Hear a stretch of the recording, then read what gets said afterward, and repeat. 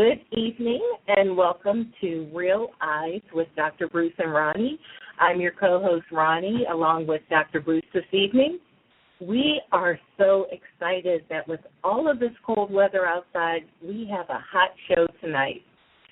Tonight's topic is going to be resolution, revolution, evolution, developing a Renaissance mindset. And gracing our studios tonight, we have Tristan Cooper. We have a political activist by the name of Don Quinn, and a community activist and music guru, my brother, Tony Winger. And I'm just going to give you a very, very brief introduction of each one of these fellows, and then we're going to get right into the show. Brother Tristan went to Bowie State, as well as the University of Maryland.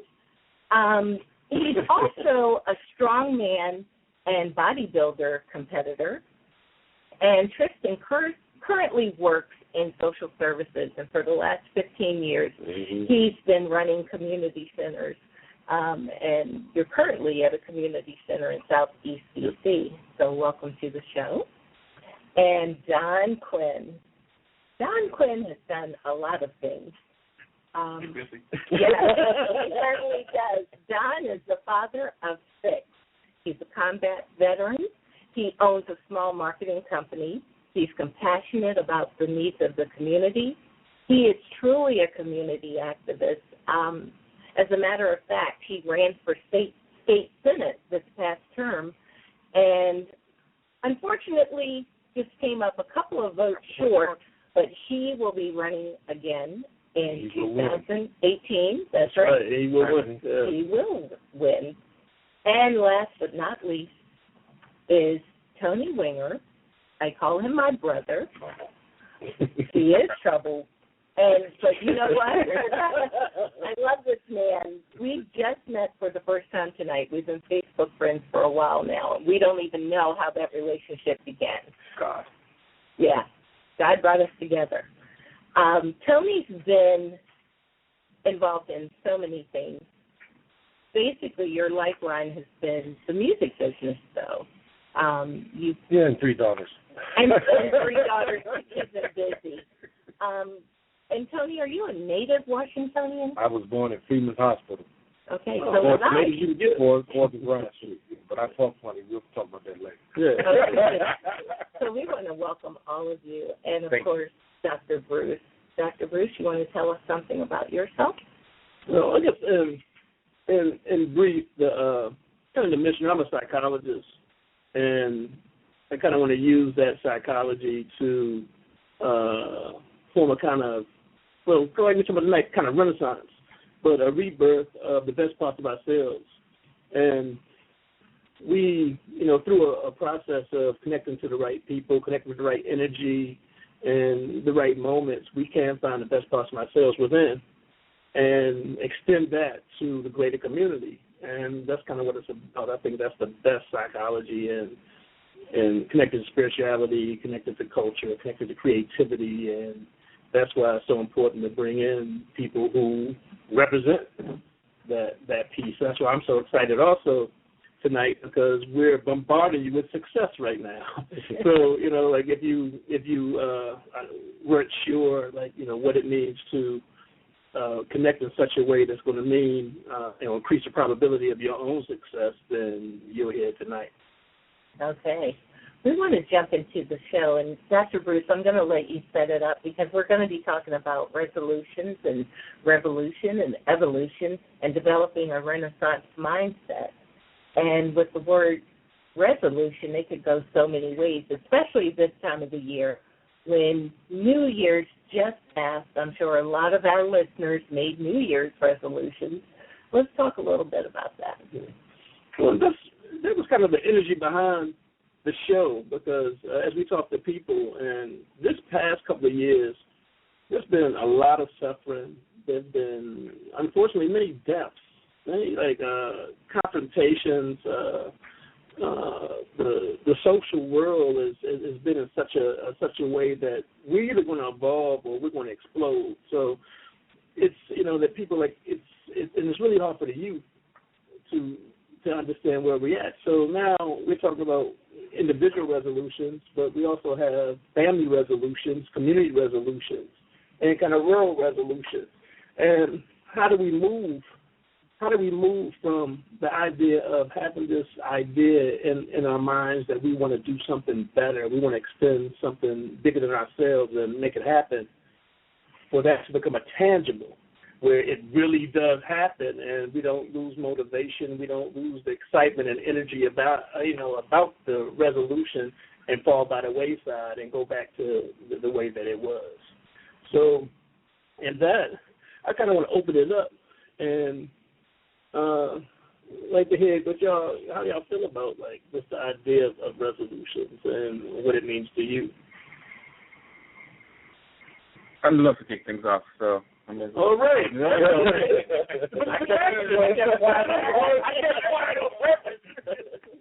kept quiet on purpose. It's a great time again. Thank you for having me on the show. Yeah, it's a pleasure to be here. It's an honor to be here.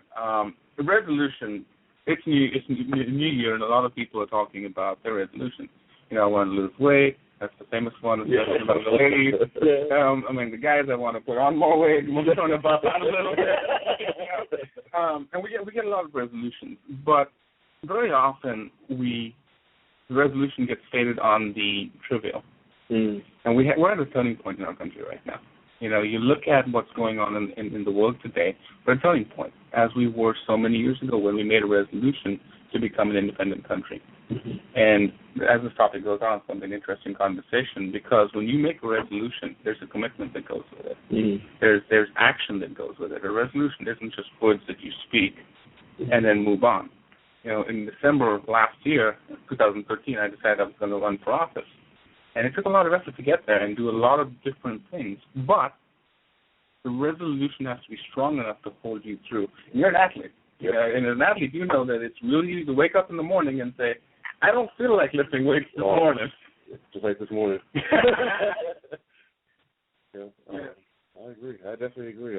Just like you all said, everybody understands that, at the beginning of the year, I want to lose weight, I want to get in shape, I want to look good for the class reunion, I want to fit into that little black dress, but the resolution... You're wearing the black dress for reunion? Oh, well, it was great. But people sometimes forget, like you said, the tangible, those are to me, the superficial, it's, everybody here, just to look, just to have a persona say, hey, look at me, I look successful, but nobody really looks deep down as to how that resolution affects them or the people that's around them. When you're making resolutions, for example, I just use fitness just because that's what I'm really big on right now for myself. So let's say like strongman. Anybody can say, I just want to come in and, lift a truck, But on my end of it, it's not I want to lift or pull a truck. My resolution is how do I get better in order to do these different things. My resolution, my resolution is to be able to get better at how do I go about achieving that task, not necessarily just saying here's the end goal. That's just all it is that I want to do. Or say somebody wants to. My financial goal is to save $10,000, but they don't think, hey, okay, well outside of that. What do I have to do? Does that mean that I, instead of, going out to Ruth's Chris, I'm going to eat off the dollar menu or cook at home or, things of that nature. So, if people make resolutions, I think that they really need to have a serious internal conversation as to what that really means. Wow. Yeah. I get stuck on definitions, and when Ronnie asked me to be a part of this, even though I had my own thoughts on what I thought the words meant, I went back and I looked up the word resolution, and more often than not, we use it in the wrong context. Resolution is like the act of solving something. And so what is it that I want to solve this year? What is it that I want to accomplish this year? And I think for me, this year is that. Just because she asked me to come, it gave me a whole other perspective on what it is that I want to do. What do I want to accomplish this year? Who can I help this year? And those kinds of things. So as it relates to resolutions, the question I pose is to the listeners and to everyone here is, what is it that you want to solve yourself, individually. And I think if we make those kinds of commitments, like I wrote down that athletes are driven by something, whether it's I'm driven by winning or I like hitting people, I like to wear helmets and whatever it is. What are you driven to? What is it that you want to accomplish? What do you want to use a word we used earlier? What do you want to be successful at? And what motivates you to do that? That's really deep. I know one of my internships in graduate school was to engage seniors at a retirement village. And I probably talked to over 500 seniors. It's about life. Oh my goodness! What they saw. I talked to them about success, regrets, and universally, they said that if they had to do it over again, they would have made different priorities. And these conversations changed my entire life, my whole perspective about success. And I was like, really, I want a more human experience than to be a robot and to follow this mechanical path toward this illusion of success. And I was like, I want to give it to them. Yeah, exactly.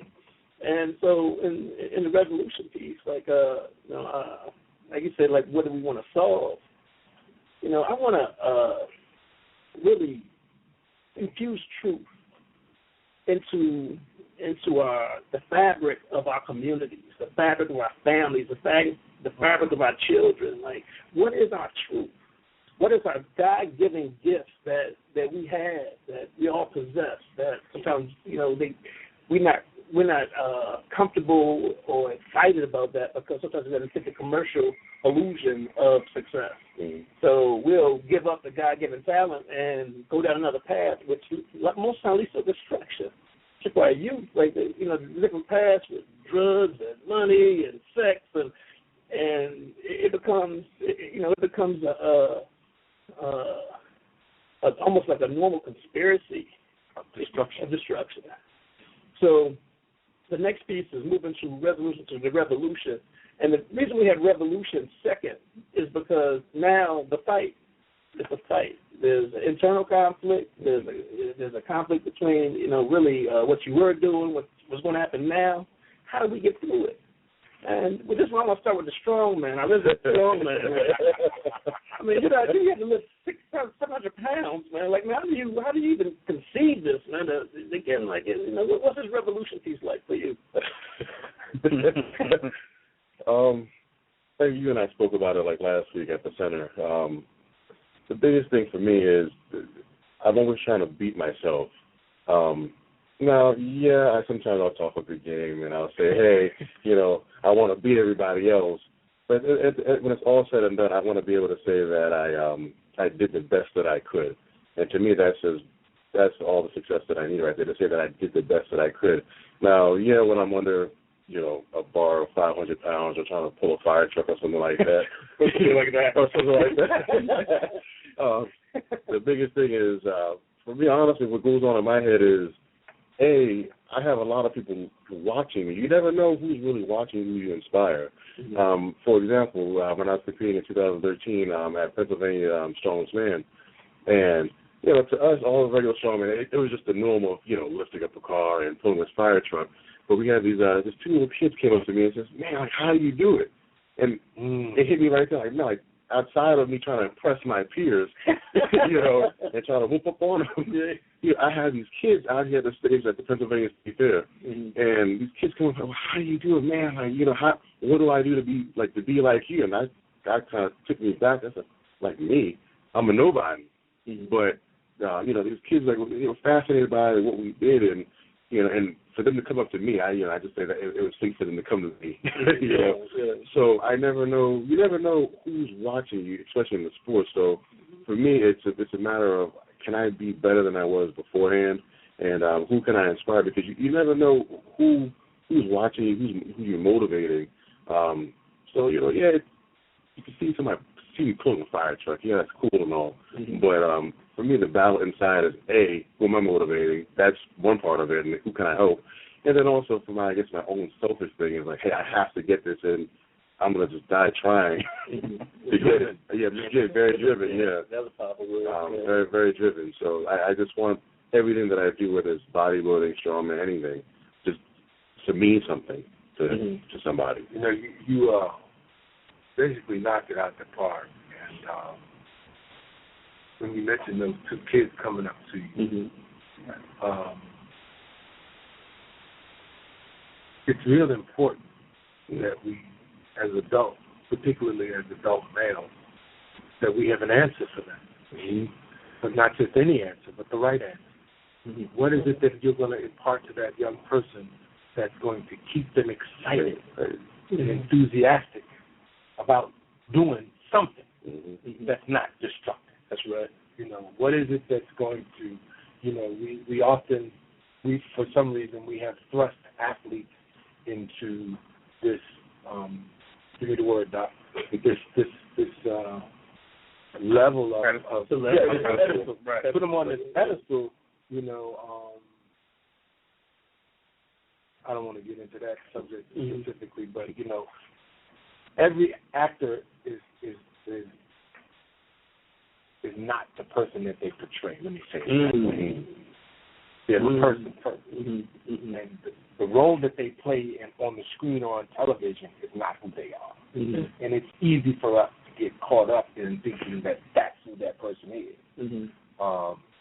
But that's not the case. I remember when I was a kid, you know, in the Bronx and in Brooklyn, you know, I wanted to be a fireman or a policeman. That's what I saw.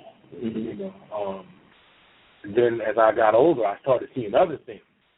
You know, number runners and all them kind of things. You know, and I was like, I don't want to do that. Right. I'm hoping to send me down here. But as adults, how is our behavior affecting those around us? How is our behavior affecting children? I was sharing earlier in texting a friend of mine. I was sitting in church, and they were doing, you know, it was early thing. They were doing the Martin Luther King program. We had all these elders, people that I knew from the community, and they were all talking about their experiences, some intimate experiences with Dr. King, because he had spent a lot of time in the area, particularly at the church that I attend. And I noticed I didn't see a lot of children. I didn't see a lot of young people. Like, what are young people like? Like church. Where are they? You know, what did you say? No, I'm not going there. You know, what is it that's taken away from what is it that's turned them off about those kinds of things, those institutions that some of us grew up in that gave us the rights? And where did you get your concept of right and wrong from? Who taught you those things? So that's the piece that when you start talking about revolution, you talk about change, and it can either be gradual or abrupt, and more often than not, for those of us who are African American, we're looking for, or Africans, period. Let me just go there, looking for the abrupt change, the quick change, because we've been in bad positions for so long. But it gradual can be okay too.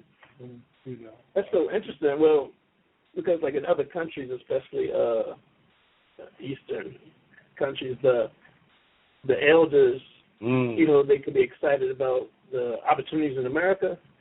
They're scared to death for their children to incorporate.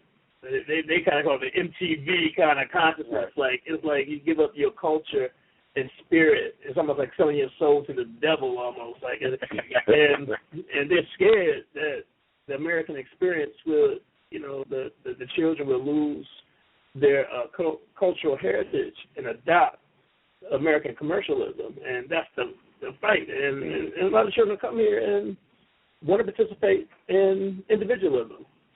So that's kind of the selling point. It's like, you know, not about me. I can do me. I can have. And it's like, you know, really that the whole we concept.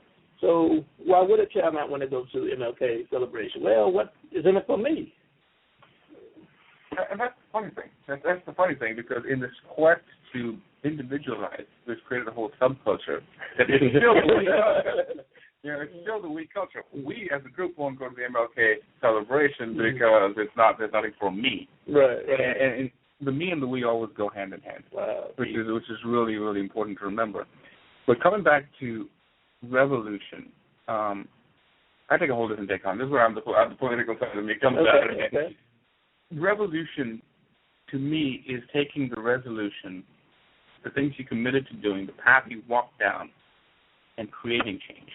Mm-hmm. Because especially with our children, I've got 6 kids, and you said you had 3 daughters. I have 3 daughters, and a bunch of other ones. And a bunch of They not mine, but they mine.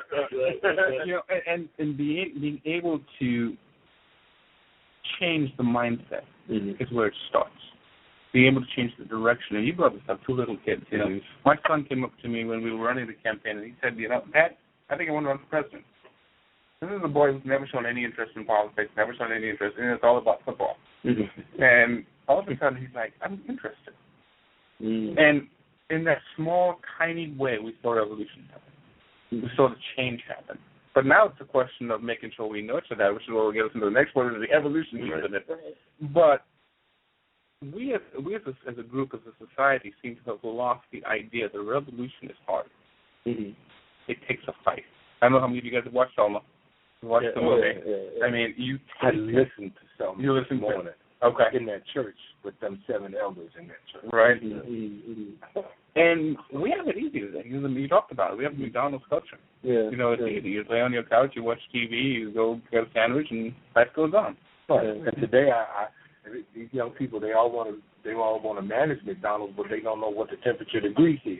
Or they don't know how to clean the grill. But they want to manage the McDonald's. They don't want to do the things necessary to get to that position. Exactly. You want to start at the beginning and then work your way to that.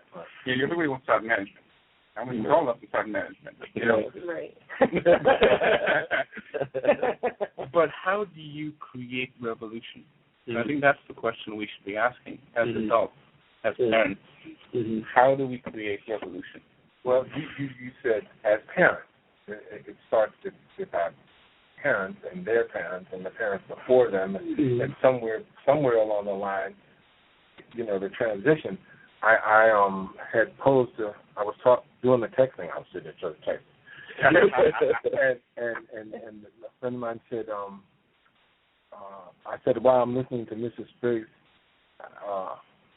has me in tears. My dad never talked about any of this stuff, and I knew he grew up with those people, but he shared a little bit about when he was in the military.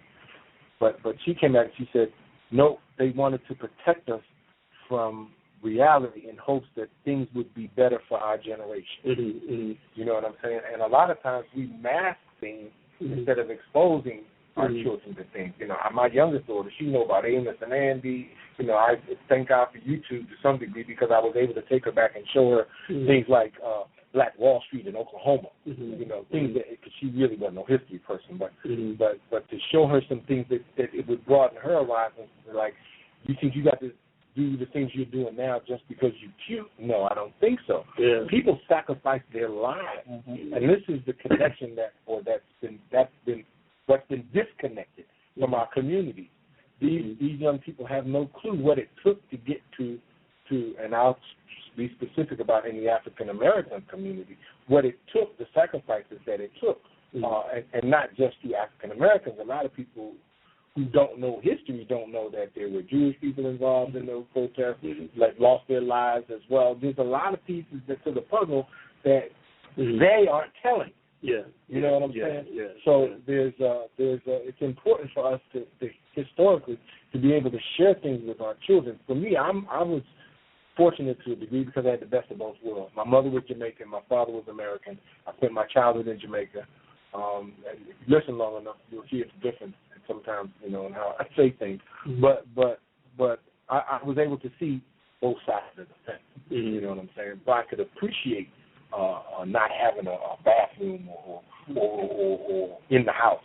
You know, so there's so many different things, but it starts, and as we talked earlier, you know, that the album, one of the first albums I bought when I was in high school, I bought it up on Georgia Avenue at the record store, and it was by Donnell Lee, a.k.a. Hakim Mahabuti, and he says in one of those pieces that few things are accomplished individually, nations are built collectively. Yes, you're strong and you got muscle, but somebody had to help you train. Right. You can't do it by yourself. Yes, you may have gone to college and graduated. Maybe you got your master's, and you might have majored in political science or sociology or something like that, whatever the case may be, but something drove you to where you are in the decisions that you're making now to get in a position to where you can help your community. And your purpose for going into psychology and whatever that was and the things that you're doing now with Sister Ronnie and this Higher Hopes and all of these things matter. It may not seem like it when you're doing it. But one little thing, you don't know what impact you made on them two little guys when you talk to them. Then you may never see them again in your life. You know, I remember working downtown on 9th and 8th Street, and I would see guys pushing strollers or wherever, but just the last, and or carrying babies. And I say, "Is that your baby?" And he look at me like I'm crazy, and I stick my hand out, and when they grab him, I pull him. I whisper in his ear, I said, "Don't ever let your child out of your sight. Be a father to your child." They never see that guy again. But maybe I made an impact. Maybe it could have been the difference between him walking away from it or staying and being a father to his kids. You know what I'm saying? I think that's revolution. I think that's evolution. Evolving. Right. I think that's the piece when you said, like, you know, how do we kind of infuse that kind of energy into our community where our community's not comfortable with the status quo. And I think that, you know, now there's a fight against kind of this vicarious piece because we have young people, we have families that are being stimulated by what they're watching on TV. Right. So like, I don't have to do it myself. I'm okay watching. I have my carry-out food. There's a slow poisoning going on there. I have whatever else I need, and I'm being stimulated vicariously watching it. So I'm comfortable. And how do you get somebody that's comfortable to move to a point of active change? And it's going on in our communities now. And we have communities that get they're getting knocked down with this whole new communities movement. And low-income communities are going down, and they're rebuilding. And really nice places, but the residents, there's no place for the residents. And they don't understand that they're going to be displaced. Right. And because of drugs, because of many different things, it's hard to get their attention for movement. To even come to a meeting to talk to the developers about, like, where's my place in this new community? And so, you know, to actually infuse something in, which is what you're talking about, because I hear it, like it goes in, and then now you're moving. And how do we stir up the gift that's in them? Exactly. That's what the scripture says, that you need to stir up the gift that's in us. Yeah. And the question is, here's the thing. Revolution isn't a one-time thing. Right, I only got a minute left. But revolution is not a one-time thing, and a very deliberate unplugging, as it were, has happened, where we're disconnected from our past, we're disconnected from the ongoing world, and we're in this bubble of TV and video games and music and a cultural bubble that has disconnected us from reality. And the problem is the hard-fought fight, you lose when you stop fighting. The minute you stop fighting, you start losing ground. And that's what we've seen in society today. We're seeing it every day on the news. We're losing the fight because we stopped fighting. Wow. That's a great transition point into commercial, man. And last week we had a group and we were talking to some young people, and I was sharing, like, can you imagine? Aren't you glad that Tristan is on our side? Imagine he was upset out there.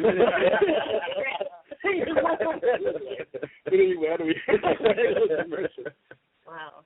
This has been great so far. I've just been sitting here, and ladies, believe me, I'm in the room with four handsome, intelligent men who are, like, letting us have it and letting us know exactly the things that we need to do to make some changes around here. And if you want to join in on the conversation, if you have a question or a comment, you can call in at 646-652-2512. If you want to join us, press 1 and ask to speak to the host. Or you can go to mwhyradio.com and send us a message or text now. You can also use #Realize.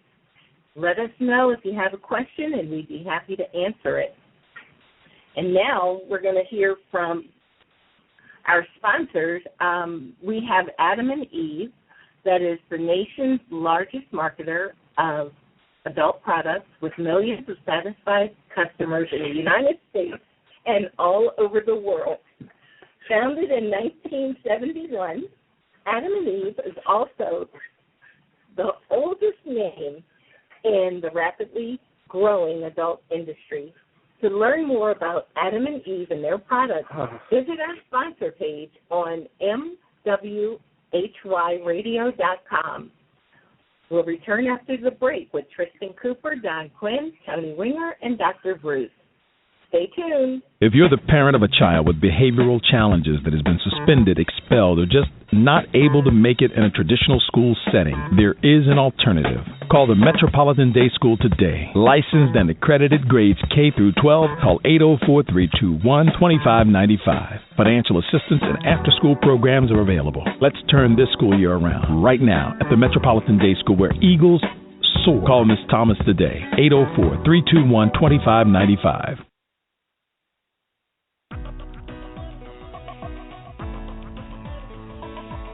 This is Caprice Smith, your uncuffed living expert. I want to take a moment and speak to my women entrepreneurs. If you have your own business card in the name of your business, but you struggle when someone asks what it is you do, that is a problem. If you are not making money that's going to build your legacy and sustain your family, that is a problem. I invite you to hop on over to capricesmith.com, join my free newsletter, and while you're there, schedule your strategy session. I want to help you uncover some things that you should already know. I spent 20 years perfecting my craft, and I'm willing to share all of what I know with you today. If you're not living uncuffed, you're just not living. And if you're cuffed in your business, your clients will know that and they won't invest in you. So let's connect. Until next time, have an awesome day.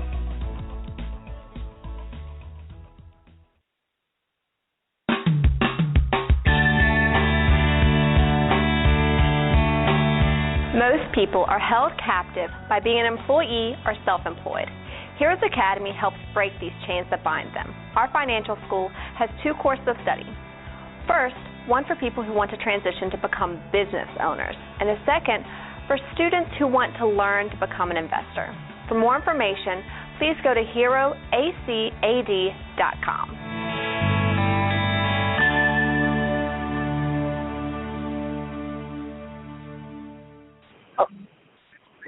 And welcome back to Realize with Dr. Bruce and Ronnie. We're talking about resolution, revolution, and evolution, developing a Renaissance mindset. If you'd like to join in the conversation, you may dial in at 646-652-2512. If you would like to join in the conversation, please choose option 1. Brother Tony, you were talking about where things start actually like in the family, and Dr. Bruce and I were having this conversation earlier today, and I was saying as a child I remember being so excited when my family would have family reunions. Then once I had children of my own, we kind of fell apart. Once my grandparents passed on, it seems like we try to get together. We tried to have some family reunions, but it's just not the same anymore. And though I have some memories of my elders, some great aunts, great uncles, of course my grandparents, that hasn't necessarily been passed on to my children. Things that my parents know haven't necessarily, I don't think, been passed on to me so much.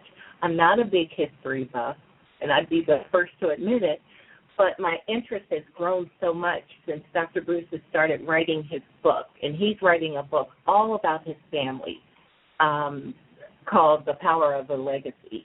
And Dr. Bruce, you've been doing research forever. I mean, you've got some great historical pictures that document your family. You have documents that tell of very historical and meaningful accomplishments in your family, and I can see what it means to you. Mm-hmm. So tell us about that and your whole research and how important it is to know where we come from.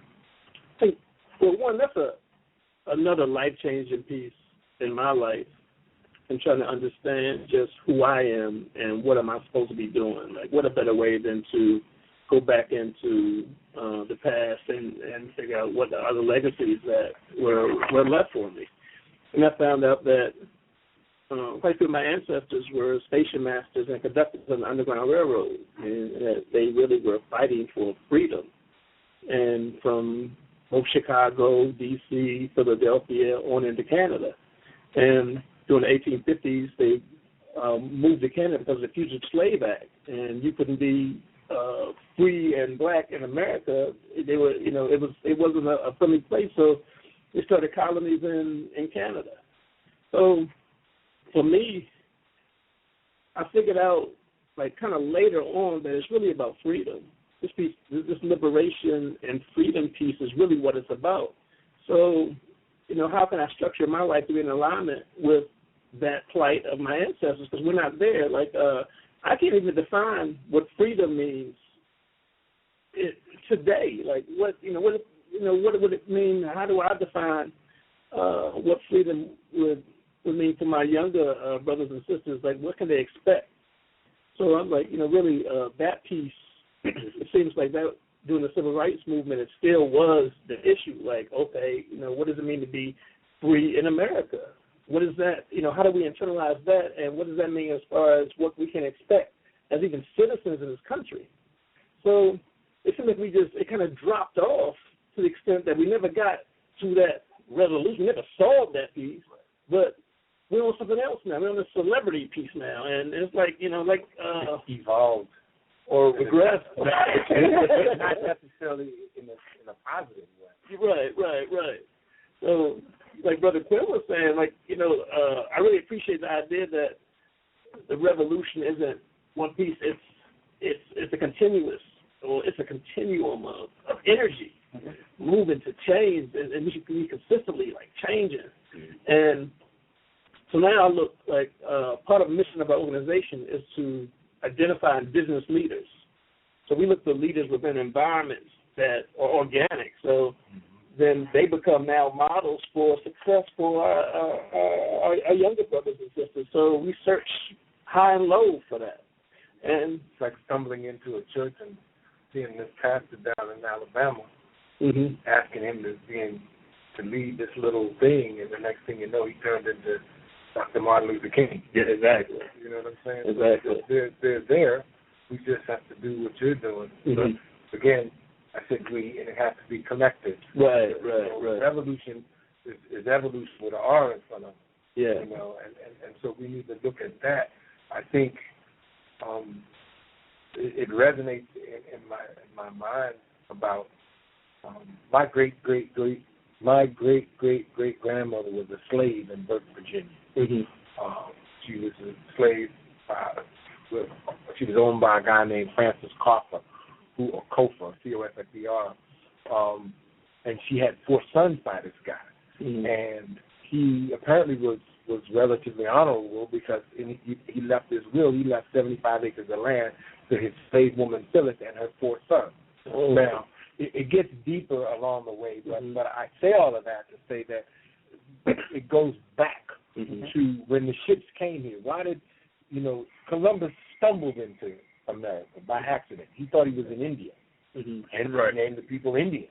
and the reason that he came, he was out there in the first place was he was looking for another trade route because some other folks, we'll talk about them right now specifically, because they had blocked all the trade routes.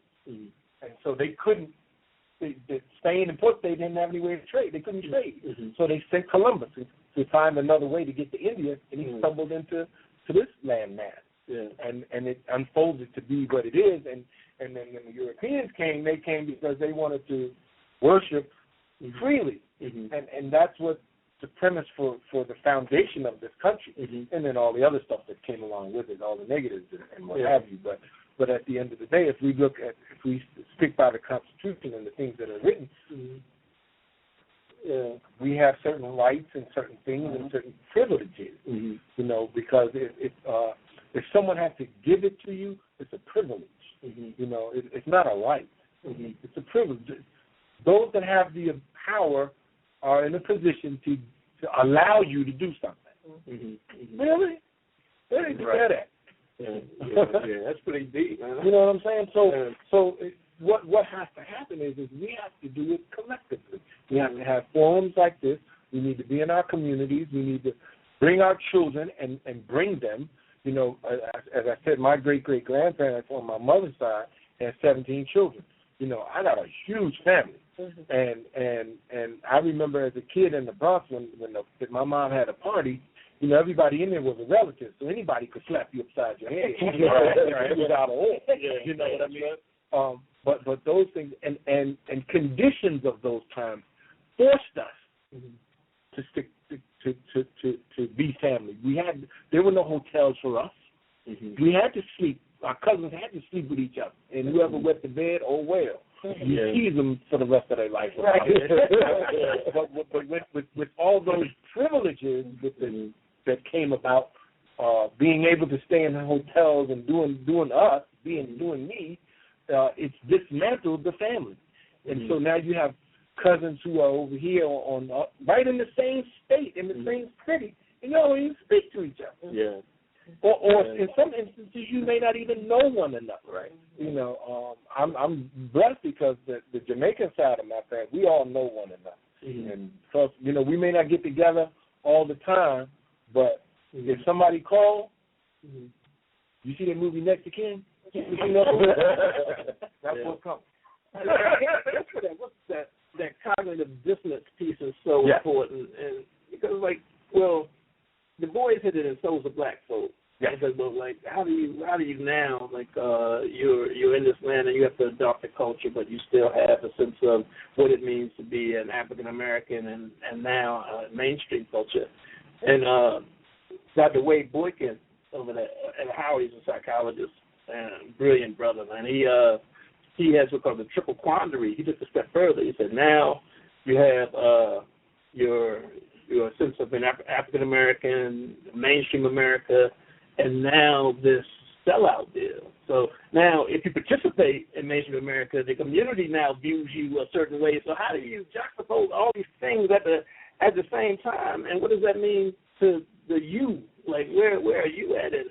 So that's why, like, these competing thoughts, like even I had two competing thoughts at the same time. Like, how do we bypass that? How do we make sense out of it? And leadership came up, and we'll talk about that too. Like, you know, what's the place of the point of really good leadership and being able to call on a leader or follow something like that makes sense. And I want to go around to all the other stuff, just strong man, like the cognitive dissonance piece, having competing thoughts at the same time.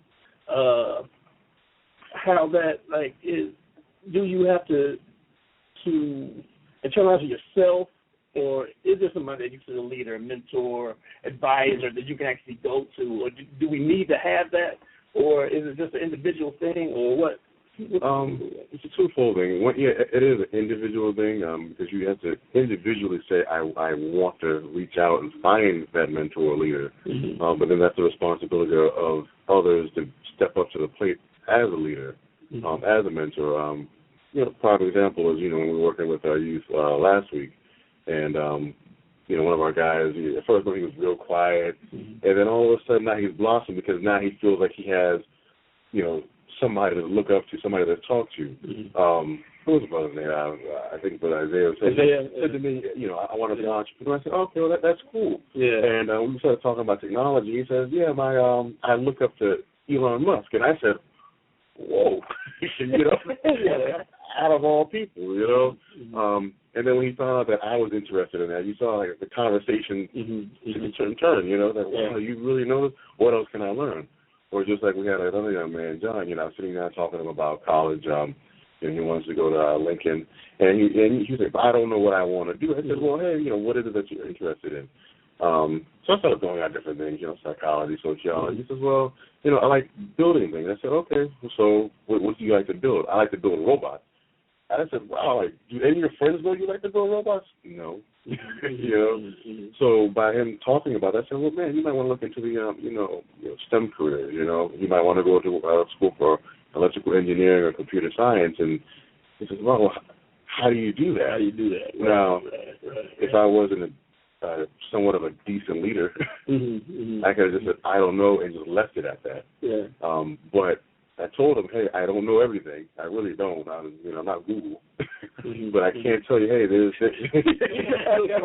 I'm not Google, but, I can lead you in a certain path. And as we started, having these discussions, he was like, wow, this is really cool. So I really could be this person, but, it's an internal battle for you, obviously, for the young man. To say, man, it's hard to be cool. Remember that conversation we had with them saying, when you go to college, it's actually the flip side.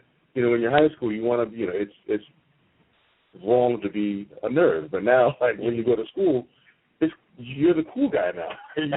Yeah. How about that? Yeah, how does that? Oh man. And you can see it in the guys like, wow, it's cool to like science and technology, engineering and math, and I would actually be accepted. But if you didn't have, myself or even you being there, he would have just stayed. I really believe he would have just stayed with, okay, I just kind of find a way to blend in. Yeah. So, when it comes to that piece that you're talking about, it's a two-part thing. Internally, you have to be able to say, be somewhat humble, or humble yourself and say, I kind of need some help. And even when you're searching for that help, hopefully, prayerfully, that you'll have others like us around the table that will be there to catch you. Yeah. It was so refreshing working with you because a lot of times, especially in D.C., well, the whole DMV right now, we deal with young people that are killing each other. They're beefing with each other, and they're carrying guns, and they're serious about it. They're like, look, I will take somebody's life before they take mine. And when you talk to the kind of intervention community or the caring community, they're like, well, we'll have to do the more low-falling fruit because, that they're too hard to reach.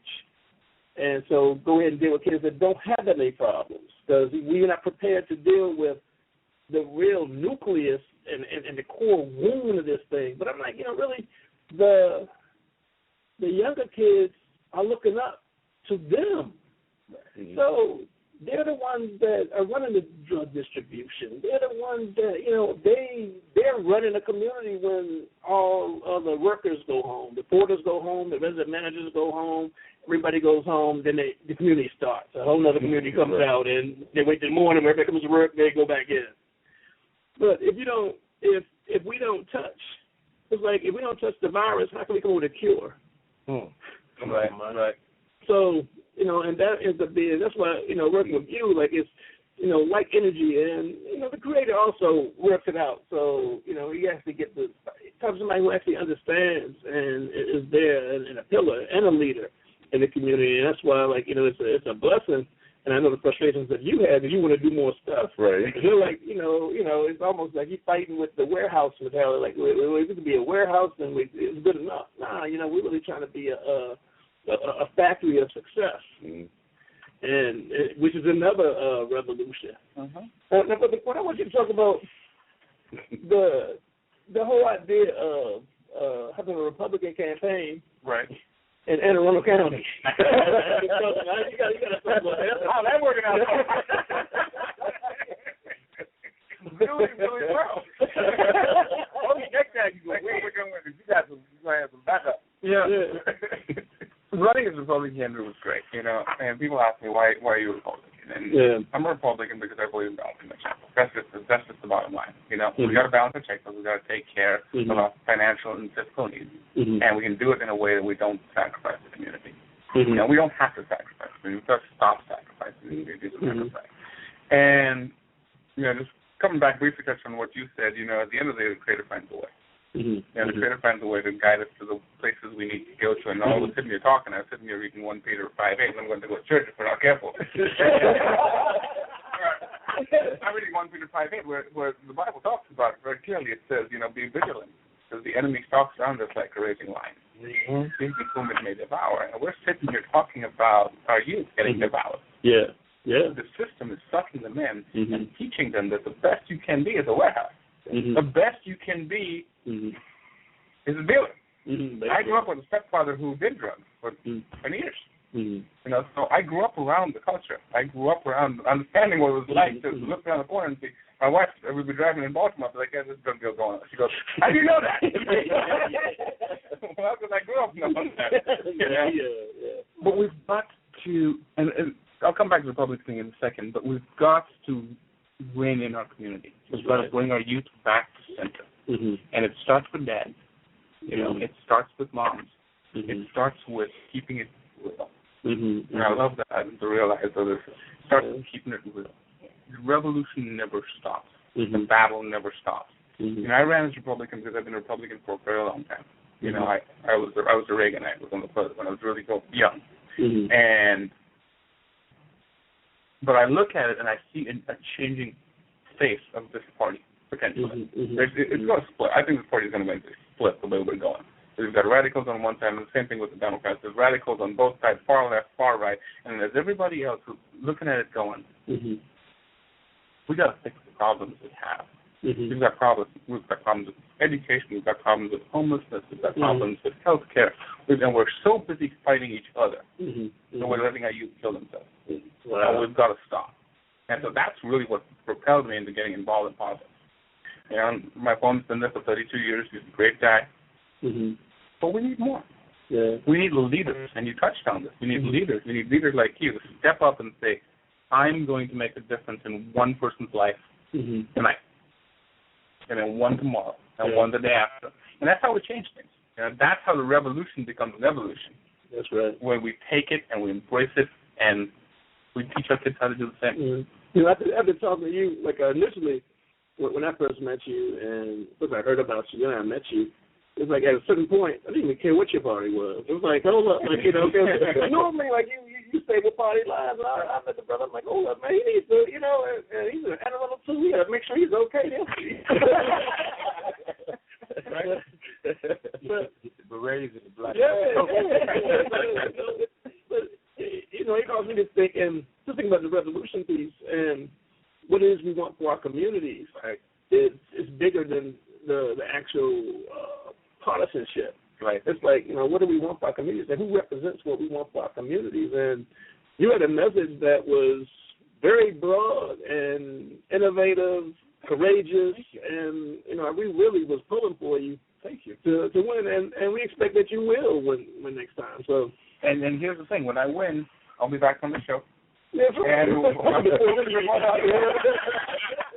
but one of the things we've got to do, and then the other thing is accountability. It doesn't matter what your party is. It doesn't matter what you say on the campaign trail. What you do when you get into office, when you become a father, when you become a leader, when you become somebody who is looked up to by 2 little boys or 3 little girls, or my kid's 6. Sometimes I wonder if they look up to me. But it's what you do with it in that moment. Yeah. You know? But I have a question for you, because I'm a mom. Yeah. I'm very protective of my children, probably more than I should be, and they're all out of the house. I mean, they're grown, so. But I'm still mom. What is it, out of 3 of the 4 of you are fathers, why are you different? Why are, you know, fathers get a bad rap. You know, they really do. Men are bashed all the time for not being there, not staying in relationships, not having relationships with their children, abandoning families. I mean, it's really horrible, the stories that we hear. But then sitting across from me, I've got 3 hands-on dads who really are protectors of their families and their children and who care. So what is it that makes you so different from the stories that we hear so much? Why aren't we getting publicity about people like you guys? We hear all the bad news. I think I'm going to tackle some of this. I've been taking notes. Well, that's right, brother. That's right. We went from, to answer your question, we went from Robert Young and Fathers Knows Best to George Jefferson and Fred Flintstone. Right. Yeah, and that idiot. And all of the rest of the dismantling of what fatherhood is. Mm-hmm. And it was a systematic approach, and it's still going on. No, it's no different. I'm gonna do me. It's no different than Planned Parenthood and their whole purpose, what they stood for from the jump street, because there was a reason that the emperor wanted, not the emperor, the guy wanted to. He killed the Rome guy. He killed all the kids. Caesar. He killed all the kids 2 years ago. You kill the seed, it won't grow. Right. Yeah. I wrote down, the first thing that I wrote down, I think you were talking, is first I wrote down principles, and then I wrote economics. And then I went in front of principles and put morals. And then we go back to asking the question, where do we get those principles? Where do we get those concepts from? And how do we continue to perpetuate the ones that are good and healthy? Mm-hmm. That's the first question. Mm-hmm. The other thing that I wrote down, we were talking about working and employment. I got a buddy of mine. You got to get him on the show at some point. His name is Augie Ogburn. He has a piece that he's always used, and it stuck with me, the employment of enjoyment. You have to find something that you enjoy doing, that you're good at. Don't know younger, for real, enjoy selling drugs all night long out there in that cold, but he wants the money because he wants to buy $600 tennis shoes. Right. And all of that insanity. Right. And where did he get that insanity from? Because he was being told that. That's right. How was he being told that? He was being told that through television, radio, music. I'm stepping on my own toes, but there's real talk. Glorifying all of the, first the men were disrespecting the women, then the women started disrespecting themselves. And we all know that's a female dog. That's not a woman. Right. But women call themselves that. I can hear them calling each other that. Yeah. That's crazy. Yeah. We need to cultivate, to inspire. You know what I mean? But how do we got to get into those neighborhoods, into those communities. That's right. You bump into a kid on the street, say something that's going to stick with them. You know what I mean? That's what I was talking about with the kids. And the other thing I wrote down is that we are the lost generation. We're not losing a generation. We are the lost generation, because if we were not the lost generation, that conversation we were having about how come our children aren't doing things, where's the family piece? We dismantled the family. Yeah. Once you dismantle the family, divide and conquer is done. Yeah. And then the other thing that came up that I wrote down is that talking about living to be accepted. A lot of, as children, everybody wants to be accepted. Everybody wants to be a part of something. But what is it that you gravitate to? Is everything negative? I want to sell drugs because my man got Averex jacket. I'm feeling that. That's what I want. Right. That acceptance piece, because we got to go to commercial in about 30 seconds. But I want to come back to that and attach that to, before we get to the evolution piece, because that is the barrier. Attention, the absence of attention, the absence of love, the being accepted, and what's actually accepted, determining where your energy goes in the community. Okay, and if you have a question or a comment, you're still welcome to call in at 646-652-2512. If you'd like to speak to us, press 1. Also, you can use the hashtag Realize, and we'll answer your questions. Join our chat room. You can message or text us now. We want you to assist the May We Help You radio network raise funds today so we can continue to grow. All you have to do is text the word SHOP, MWHY, to the number 70000 to receive deals on the places you'd like to shop for free. You can cancel the service at any time, but the longer you keep the service, the more earning potential you will have. So stay tuned, call in, text in, send your comments into the chat room, and we'll be right back after the break.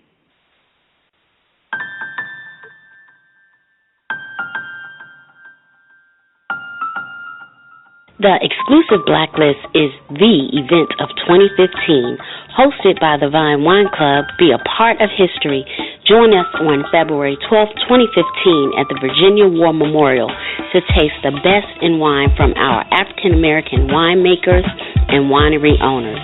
Meet Shoe Crazy Wines' Gwen Hurt, Flow Wines and jazz legend Marcus Johnson, and Richmond's own newcomer Felicia Cosby, just to name a few.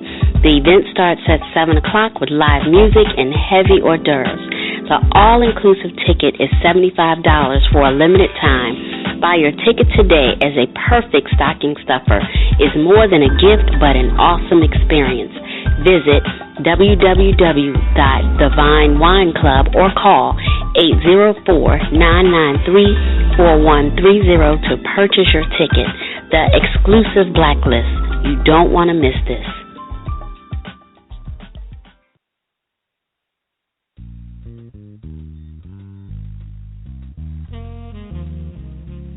Hi, I'm Rita Ricks, host of Spirit Journeys Radio, which airs Tuesday nights from 8 to 9 o'clock. I'm excited that in 2015, we're going to focus on a specific subject area each month with recommended tools, books, exercises, and speakers who will add their voice to the subject. January is all about listening to the silence. Silence is the tool which will connect you with your spirit so that you can live the life you were created to live. Join me in the conversation on Tuesday night, and let's make this an epic year. I'm Rita, speaking to your spirit.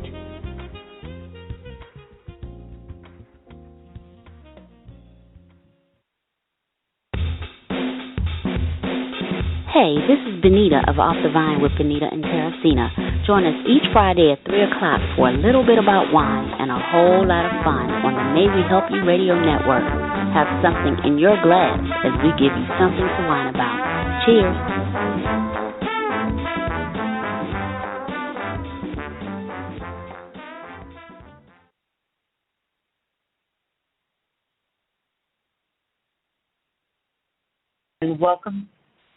And welcome back to the Realize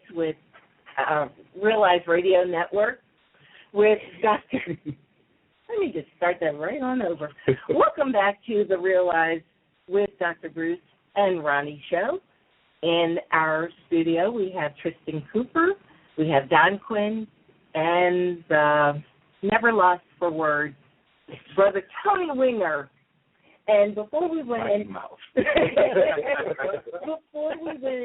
break, we were talking about healthy family relationships, and we were talking about the reputation that men have, a lot of men, for deserting families and for being bad fathers and all of that. But it's not just the fathers. There are a lot of mothers that are absent. And so, we have to look at that as well. We work with children every day, and Tristan knows the kind of work that we do, and it's very disheartening when you see children just standing outside of the community center, and no adult is with them. Mm-hmm. They're just wandering around, and it worries me. Mm-hmm. I feel like I'm everybody's mom now. Like, where's your mom? Where's your dad? Yeah, what's going on? I'm going to the doctor's house. His mom ain't good. Exactly. So Devin, we want to go back to the acceptance piece and look at that. Like, what is it, and how is the idea of what is popular how is that interjected in? Brother Wing already said, like, the media, and you say you're stepping your own toes through the commercial media. They're getting messages, but what are these messages, and how important is it for the children to be accepted by, like, the new Jordans or by the certain designer name that they're wearing? Like, how does that play into the energy of this thing we're saying there's a resolution, moving to revolution, and before we get to evolution, how is this a barrier? Well, just like you say with the commercialism, the value that they put on, the new Jordans or the newest Xbox or anything like that. I mean, it's a matter of perceived value. If they're told, hey, this iPhone, and you and I have had a conversation about technology, and I say, oh man, I love Microsoft, but I feel like I need a Mac. I'm sitting looking at your Mac right now, and man, I need a Mac, Mama. For me, I know the differences as to the value of both platforms, but to a kid coming in to say, Banner Road Center, Banner Park Center, whatever it is, any center, they'll say, hey, I have an Android and it's better, but no, they'll say, no, Mr. Cooper, I have an iPhone. It might be 5 years older, but because of perceived value, it is better than what I have. So I think the challenge is then how do we get over that perceived value and say, hey, well, we're actually more valuable than these products or this image or this this message of destruction. So how do you kill someone over a pair of sneakers? So you value the sneakers more than you value life. Where's the but that's the switch that has happened. That's the switch that's happened. We've stopped valuing. Right. Well, that's because it's become more important to be materialist, if that's the correct word. I remember when I was in 6th grade, living in Brooklyn on President Street, I wanted a pair of Converse sneakers, Chuck Taylor. And my mother said to me, boy, I'm not buying you no $10 tennis shoes. I shoveled snow. I raked leaves. I took out the trash. I bagged groceries at the AMP, but I wanted them Chuck Taylor because my friend had Chuck Taylor. And then I wanted to be accepted. I wanted to be cool with everybody else. I wanted the alpaca or the Bly knit and the Matador corduroys so I could wear the Chuck Taylor, so I could order the short leather jacket with the diamond front. I'm a Kango. So I could be cool too. Yeah. So I think that's the issue now. For you, even for myself, well, obviously, I think I'm the youngest one here, but even then, like you said, you still work for it. Right. That's the way I had it. And my mother was adamant about that. Even for myself, growing up, my father was a police officer, my mother was a nurse, and they were making a lot of money, so they put me in private school too. And here I'm in private school with all these kids wearing the latest Jordans. I'm like, wow, Mom, okay, look, I want what they have. And at the time, Jordans weren't as expensive as they are now, but they were still more expensive than I could afford. Oh, no, because you're not getting that. We're going to go to Payless. The only way you're going to get it is to find some kind of way to find some kind of money to get it done. So I found every way to do extra work around the house, make better grades so I could get a bigger allowance. Right. I know it wasn't very healthy, but I would drink every little bit of Coke from the Coke bottle because at the time they had those $10. The more you drink, or you'd have to find the Coke bottle, the $10 or $20 gift certificate, and then at the time then you can, then oh man, okay, I got to go down to Foot Action, subscribe, do the mail, and hopefully maybe it's my birthday to get a $10 off, and then put all these little coupons and my little money together just to be able, and then there's still a cap on how much I could spend. Right. I learned how to grind. Yeah. There's 2 points I wanted to make to that, though. You touched on it perfectly. I was raised by a single mom. To go back to your point, I was raised by a single mom who taught me that she would whoop my tail if I got into trouble. That wasn't so bad. What? My mother was too scared.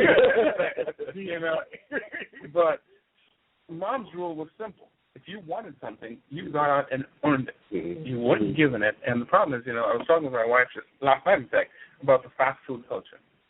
I mean, why is it so hard to walk into a restaurant, sit down, and eat your food that we have to go to a drive-thru? Are we in so much of a hurry? And that's what we're teaching our kids. You got to have the Jordans, fine. You got to have the Jordans, but do you need them now, today, or are you willing to work for them and get the satisfaction of saying, I earned these? Nobody gave me this. You know what? Let me knock this out the park. Watch this right here. Okay. That book we were talking about a little while ago? Yeah. Ephesians chapter 6 says, ye fathers. Yep.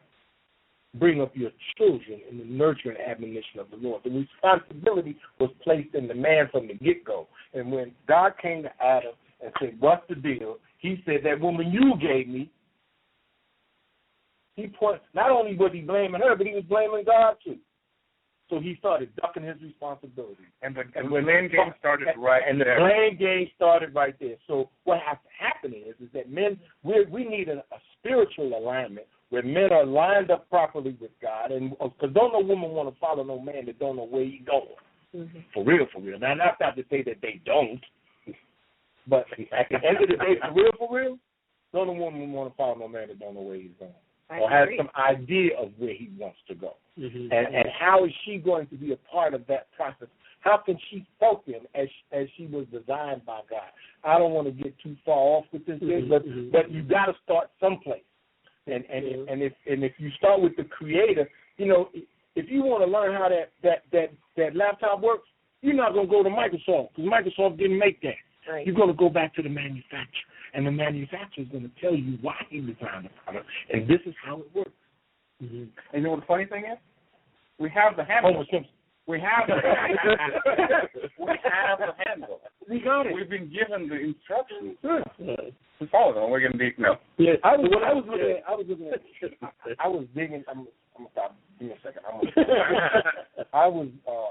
I like history, and one of the things that I had stumbled into some years ago was that it occurred to me that America wasn't the only place that had the type of slavery that existed, that African Americans or black folks experienced. You really want to see how treacherous that thing was. Go look at slavery in Brazil and how they have dismantled the African people, or they attempted to do so with assimilation. They actually imported Europeans so that they could mix the races, so that they could dismantle all of that.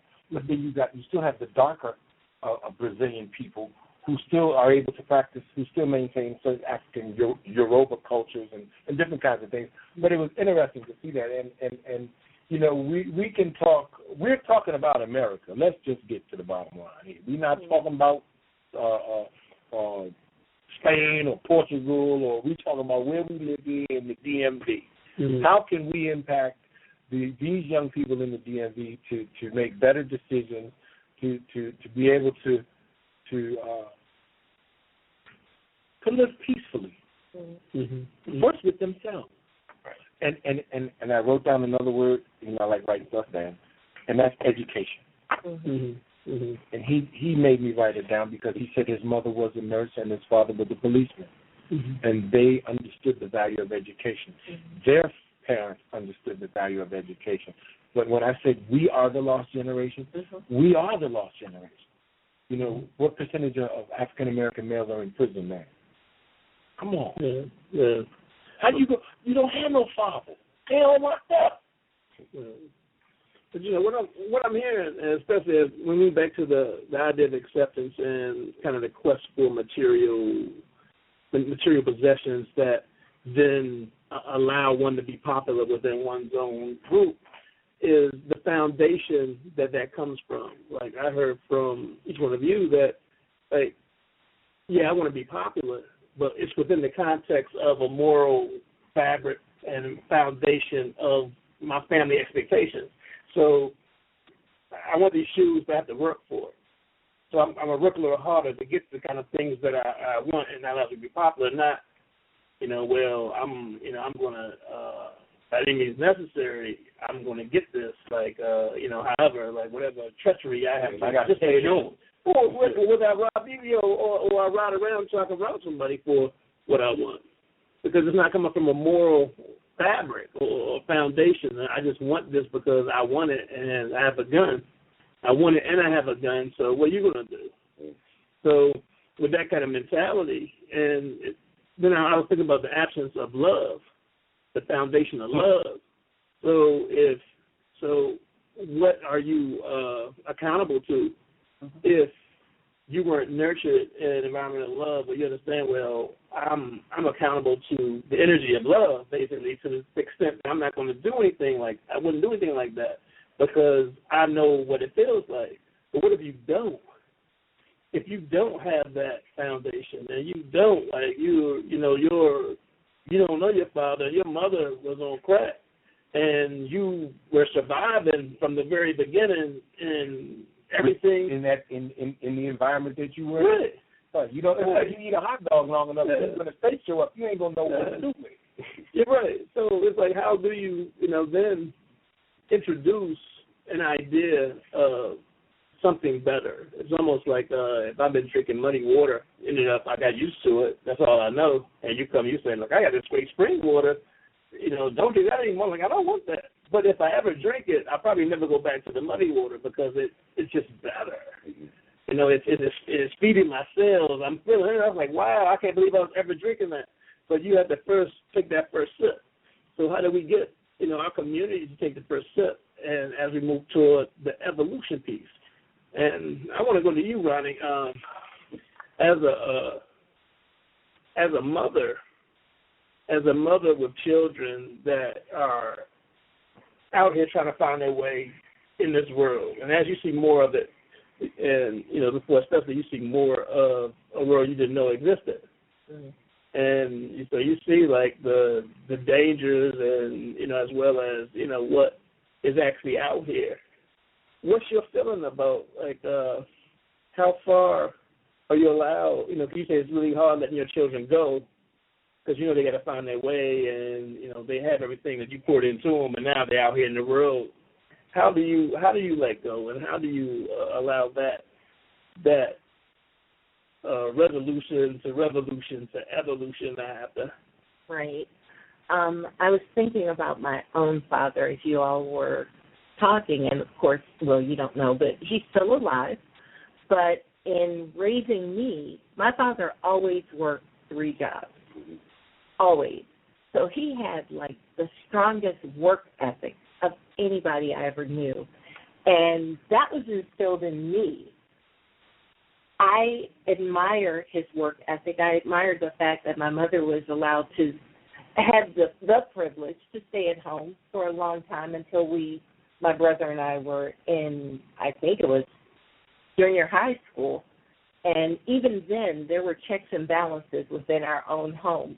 When we got home from school, we had to call her at work and let her know we're in the house, lock the doors, and they were accountable. But when I started working with Dr. Bruce and with Higher Hope just 3 years ago, he took me into some neighborhoods that, first of all, they're not that far away from where we live, but I'd never been to. I'd never been in a project. I know it sounds insane, but I just did not know how, I hate to say it, but how other folks live. I thought, as naive as it may sound, I've always been surrounded with a lot of like-minded people in my small community, and we all had the same sort of values.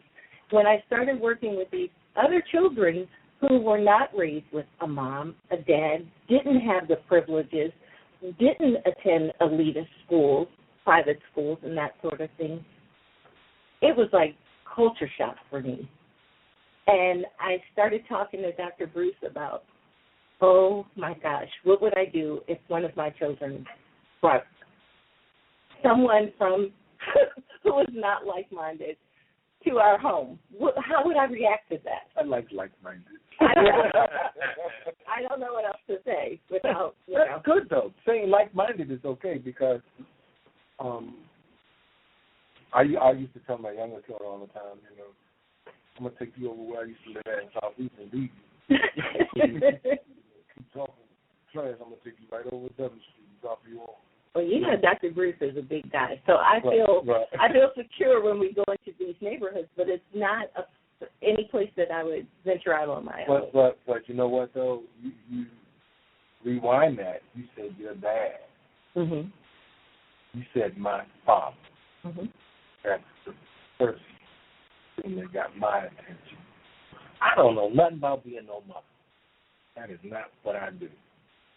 And I've made an effort to be the best father that I can be based on the information that I have. And, you know, I tell my daughter, we ain't friends, we ain't never going to be friends. I'm your father. Mhm. So now, as you mature, the nature of our relationship will change. But we ain't friends. Mhm. Bruce can be my friend. Trixie can be my friend. You know, but we have to take a position of or maintain a position of authority. When your father says certain things, your mother says certain things. When they say jump, you say how high. My mother called me. I didn't say yeah. I said coming.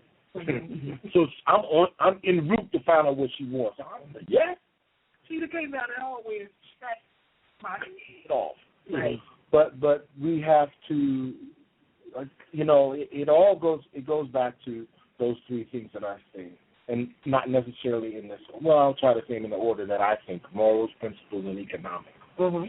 And with that education, and you can't have the economic piece doesn't become.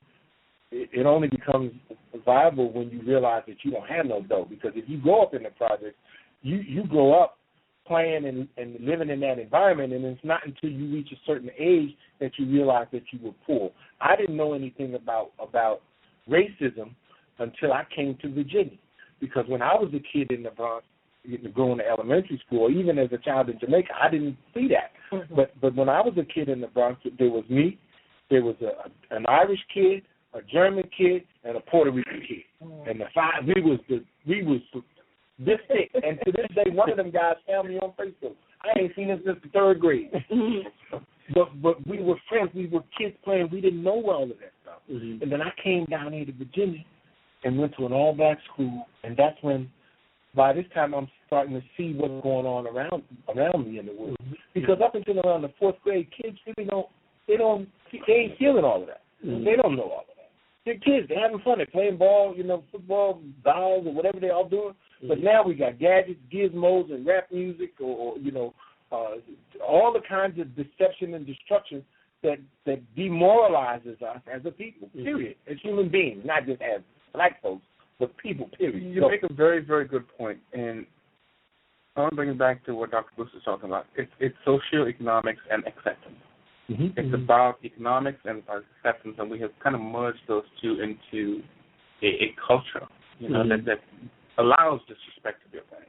Mm-hmm. If my mother came down the hallway, I didn't want her to come down the hallway. Let's just put it that way. Right. She had to get up and come to me. It was going. If my mother said Anthony, I knew I was in trouble. She knew your first name. Yeah, she said. As long as she said Tony, I was cool. Right. She said Anthony. And one of the things that we did recently is, a couple of years ago, I bought my two oldest boys, iPhones for Christmas. And mostly so they can call me. Mm-hmm. Because they call me now. That'd be good. Good news, Dad. How's that working out for you? That's so good. You call them, and it goes to voicemail, and 60 seconds later, a text message comes in on your phone. Right. Yeah. Put your phone in your hand. Pick it up. Right. But this Christmas, we decided, no gadgets. No gadgets, no electronics. We're going to give them stuff to play with. Right. Outside. And the funny thing is, Christmas morning, they opened it up, and for a while, it was a little bit of disappointment. But within 15 minutes, I had all my boys outside. They were wrestling, and they were throwing the ball. And socioeconomics and having the latest gadget, the latest gizmo, got lost in what the real is. Keeping it real. Having fun. Being brothers. Doing those things again. And going back to the community, we've got to reinstill that. Because it's really hard for a child that grew up without love to experience that. But as a community, we have to embrace those people and bring them back to what is real. Well, what is real. That's a good point, because you were talking about people that want things right now, who aren't willing to work. And in growing up, I've always worked. I didn't know any other way of how to acquire the things that I wanted but to work. Right. So even now, when I want things, if it's out of my means, I don't even worry about it. It doesn't faze me, and maybe that's a part of maturity. But, you were talking about, like, Christmas gifts and the commercialism behind it. I teach kindergarten. A lot of those children, believe it or not, have phones. Mm-hmm. I cannot believe that a 5-year-old or a 6-year-old would have a phone. It blows my mind. That their parents would give them a phone. Yeah. They ask and they receive. But play is a function of imitation. And children, like, whether it be like, back in the day they gave girls doll babies because girls are supposed to be mothers. They gave boys army men because they wanted them to have a affection toward going into service. So, it played a psychological function of what's going to happen later on. So now we're in a technological age. So children, everything is computers and commerce. They want that, even if it didn't work. They want to hold and do what dad is doing and mom is doing. Little girl at church a couple of weeks ago playing with the phone. Yeah. Mm-hmm. And they do call it the technological revolution. It's called, we were growing up, we had one thing to play with. It was called outside. Yeah. Yeah. Still there, believe it or not. Outside is still there. I remember, you get a bike or something for Christmas, and you gonna play with the box. Yeah. You're taking a submarine or something. Yeah. Ain't nobody ride the bike into it because it's cold outside. It's Christmas time. Ain't nobody ride no bike in no snow. I'm gonna go take the box and slide down the hill. There are no limitations to imagination. None. And we've got to re-engage the imagination. Yeah. But one thing that sort of blows my mind is a lot of times Dr. Bruce has been doing this for a really long time, and he's had youth, that have started with him at a very young age and are still with him well into their 20s now. Mm-hmm. But the mentality is, give me a job, give me money, right. give me, for what? There's no earning. Why do you think you have the right to come and ask? Let me just respond to that. I mean, some people, everybody's on different stages of evolution. And I look at it as a continuum. And everybody has it inside of them.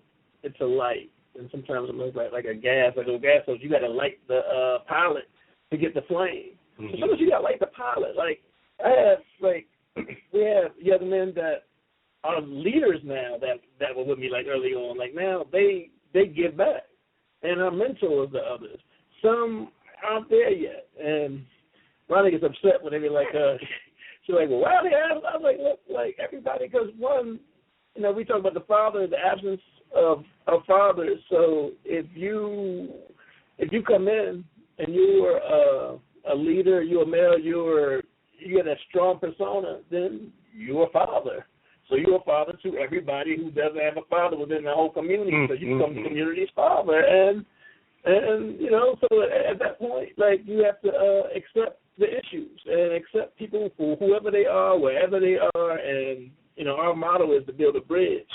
So we can't make you walk over, but we're going to build the most attractive bridge we can. And we're going to tell you that on the other side of that bridge, it's much more attractive than anything else you can do on this planet. But you got to trust that piece. But the more that you trust us, the further you go. Like, you don't need, I don't need that. Like, I don't feel like I need a bunch of material stuff right now. I mean, I really don't. Like, I could do without a whole lot. Give me peace. Give me peace. Give me tranquility. Give me health. Give me love. Let me express my life that way, and I try to extend that to them. Like, if you can feel that, you don't need the other stuff. But for you, it still took that time, and it took that flickering of the pilot. There was a time that sometimes you had to do that thing a couple of times in your life. Yeah, I was in Versailles.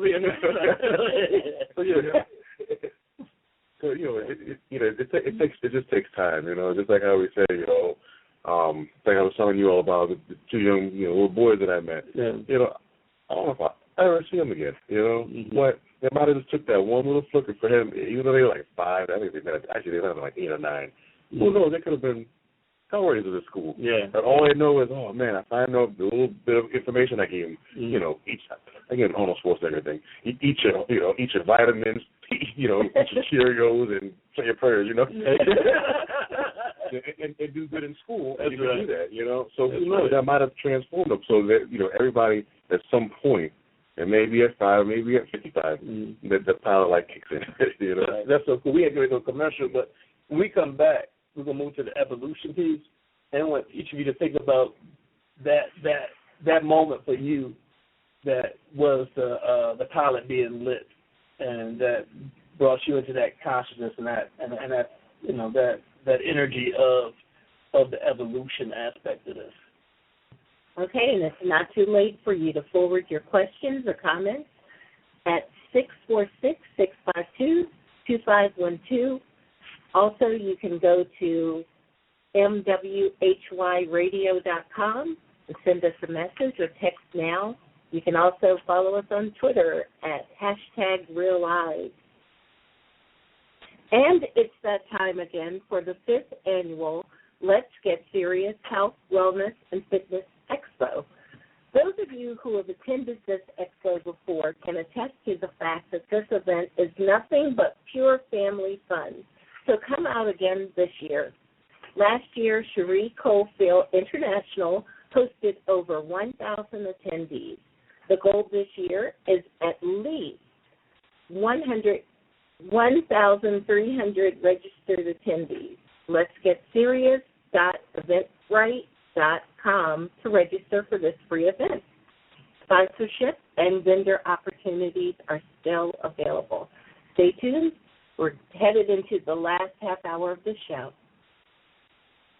The Tanya Free and Friends Talk Show is happy to announce our partnership with the May We Help You Radio Network. You can now catch the rebroadcast of our Wednesday show every Thursday at 6 p.m. That's Tanya Free and Friends, the podcast, every Thursday evening at 6 p.m. We welcome your comments and opinions 24/7 at TanyaFree.com, Facebook and Twitter, or send me a text by texting the word Tanya, that's 72727. Tanya Free and Friends, and May We Help You Radio.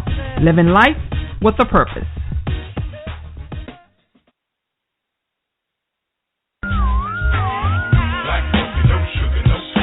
Hey, this is Coffee Black, coming through to bring you the latest in sports, celebrity, and entertainment news. Here's the sip this week. So, Ray J is cashing in on that Love and Hip Hop money and is moving to a new neighborhood. Oh, just a few doors down from none other than Kim and Kanye. The messiness continues. And a quick update on Justin Bieber. We all saw his Calvin Klein ad that was clearly photoshopped on the muscle area, but apparently also enhanced in the genital area too. I can't. The slant is just too real. But the big story this week is 60 Minutes host Steve Croft admitting to a 3-year affair. I read some of the text messages, and let me tell you something. Not only is he down with the swirl, he is a freaky old man. He claims his marriage was sexless for a long time. What does the world come to? I'm just saying. Make sure you check out my site, thesipwithcoffeeblack.com, and tune in next week to The Sip with Coffee Black. No sugar, no cream.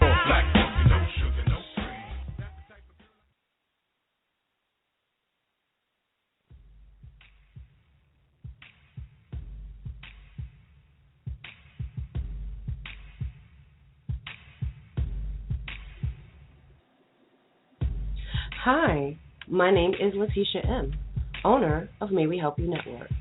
I want to thank you for joining us and enjoying our hosts here on MWHY Radio Network.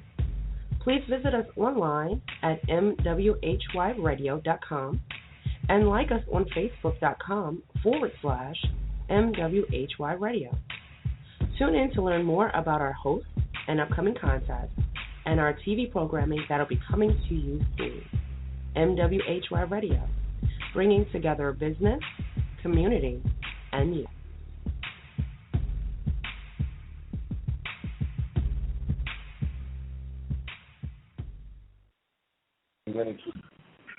Welcome back to Realize with Dr. Bruce and Ronnie. Dr. Bruce, you said right before we went into the break that you wanted to get into the evolution part of it. Right.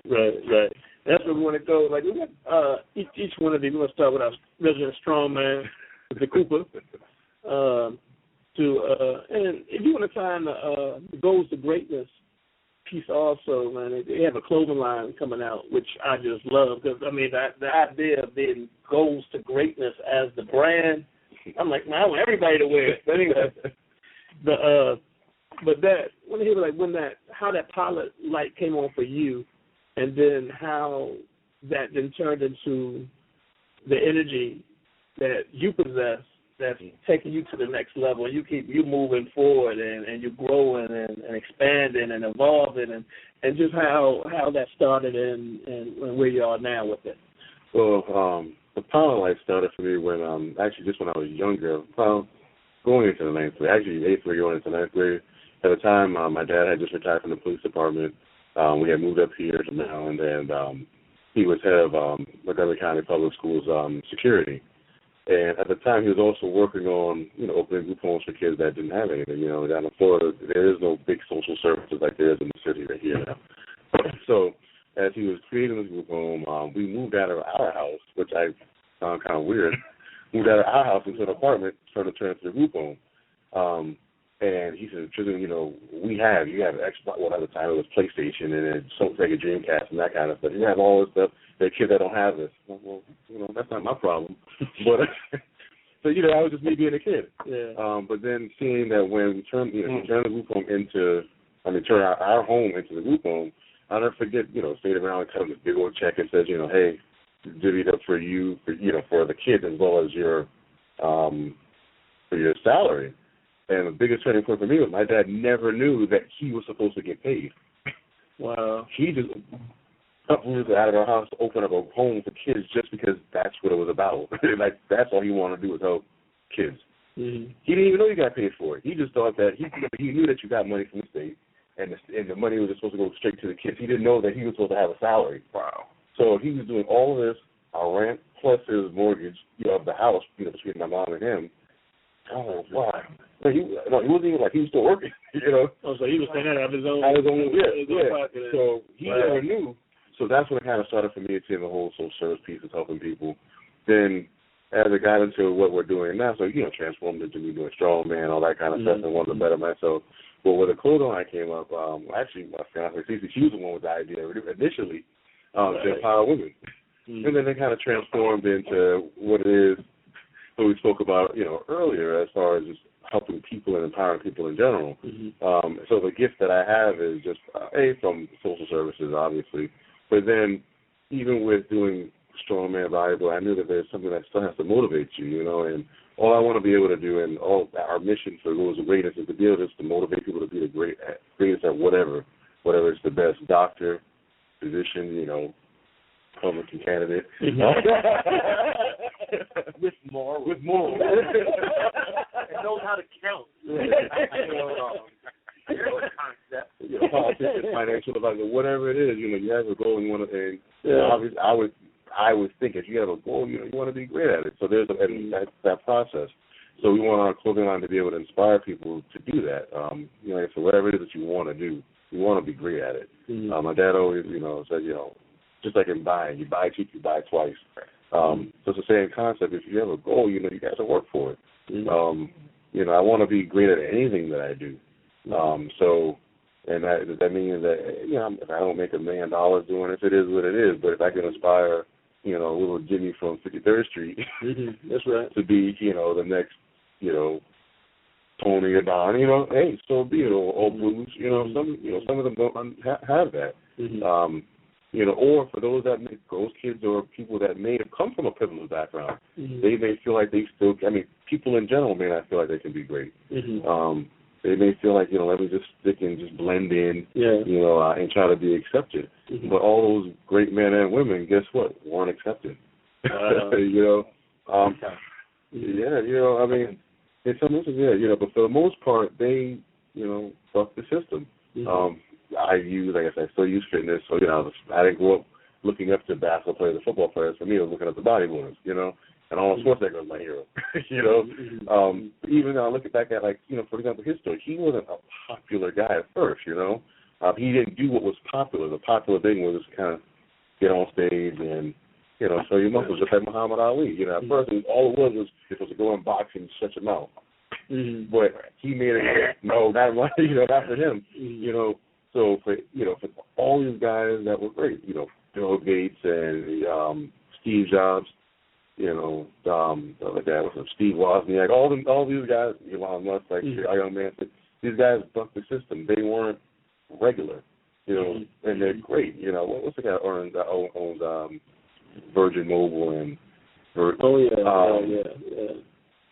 Richard, but I don't know his name, but he went from owning a record company to now mobile, and now wants to have the first commercial flight in space. And everybody might have thought coming up, you're crazy. It's crazy. I'm pretty sure most people say you're crazy for one. Oh yeah. You're crazy is the template for evolution. You're right. So I like that. Yeah.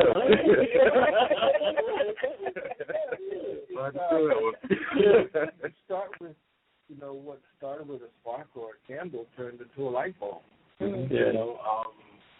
I remember hearing an old friend of mine used to always say, anything your mind believes and conceives, believes you can achieve. And I thought about, when I heard you talking about this greatness, I remember my now 19-year-old freshman in college, when she was a toddler, I would always tell her that she was destined for greatness. And you ask her, where are you going in life? And she would tell you, I'm destined for greatness. 4 or 5 years old. And so the email thing came out. I created her an email address, destined for greatness. And to this day, she still uses that email. She wasn't even in elementary school yet. But those were the things that I was depositing into her. And she kept them. Now, we ain't always on good terms, but that's okay. But she got it. She gets it. She's on the. She's giving them those little things, like if you take care of your business will take care of you. Right. The simplicity of that. These kids, these inner city kids, they don't hear none of that. All they want to, all they hear is how many packages you want, or I'm gonna go get the new door. I break me all that other, foolishness, and some of them can't articulate themselves or carry an intelligent conversation. Now, I'm grateful. I've been everywhere from the outhouse to the White House, so I can carry a conversation in any environment. But what do we do? How do we evolve? What is the process of change to get us to where we hope to be? It's like Malcolm and Martin had the same goals. They just had a different way of getting there. What hit your life? What was it that sparked that piece within you that, and like you said, like you say, sex, drugs, and rock and roll, but you evolved from that piece. Luckily, everybody doesn't make it out and are able to be like who you are today. Some people get caught up in that piece and Whitney Houston it. You know what I mean? I think the first thing that came to my mind when you asked me that question, the answer that I had was my mother. Scared me to death. But I watched my mother come to this country, raise 2 sons on her own, and shipped us back and forth to the Caribbean, go through all kinds of things, mental things and pills and different things, but her goal was to make sure that her sons weren't. I never forget my mother said to me, she said, Anthony, I don't care what you are, but don't ever be a pimp. Wow. Don't ever be a pimp.